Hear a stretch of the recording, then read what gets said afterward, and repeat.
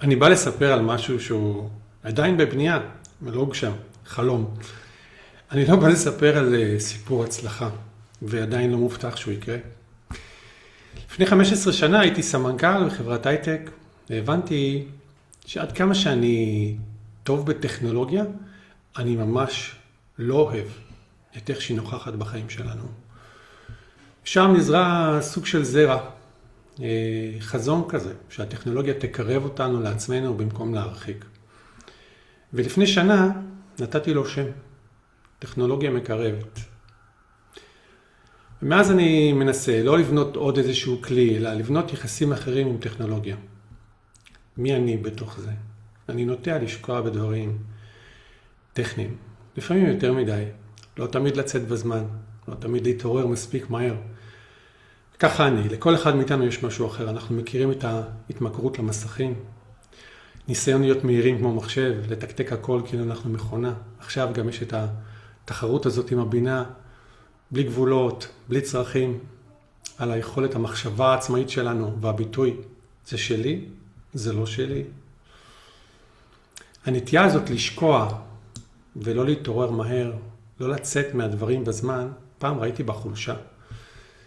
עם השנים הבנתי ששם בדיוק אני קולט דברים שאחרים מדלגים עליהם. שקט, קצב, עומק, יצירתיות בתוך הבנייה.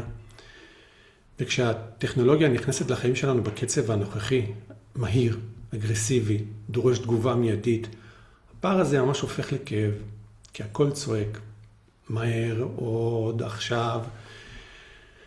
ואני מנסה להיות בנוכחות גם שם.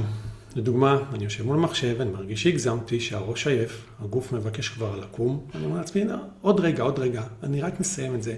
עוד רגע עובר ועוד רגע עובר, ובבית שואלים אותך, מה קורה? אתה מסיים? כל פעם אתה יודע שכבר היית צריך לקום, אבל אתה לא קם, כל פעם. וברגעים האלה, מול המסך, אני מבין משהו מאוד מאוד פשוט. הבעיה זה שלא שאני חלש, בלי כוח רצון, אין לי משמעת. הבעיה היא שהטכנולוגיה, היא לא רואה אותנו, יותר חמור מזה אפילו. היא לא מרגישה עומס, היא לא מרגישה עייפות, היא לא צריכה נשימה, היא יודעת רק להמשיך. וכאן הפער הגדול בין בן אדם שצריך קצב אנושי לבין מערכת שדוחפת עוד ועוד. החלום שלי של הטכנולוגיה מקרבת נולד בדיוק שם. לא טכנולוגיה שדורשת מעצמי להתאים אותי אל הטכנולוגיה ולהתחרות בה, אלא כזו שאני יכול להתקרב אליה בקצב שלי שהוא ממש לא מושלם, אבל לא אנושי. ב-11 שנים האחרונות אני מתרגל מדיטציה בצורה קבועה.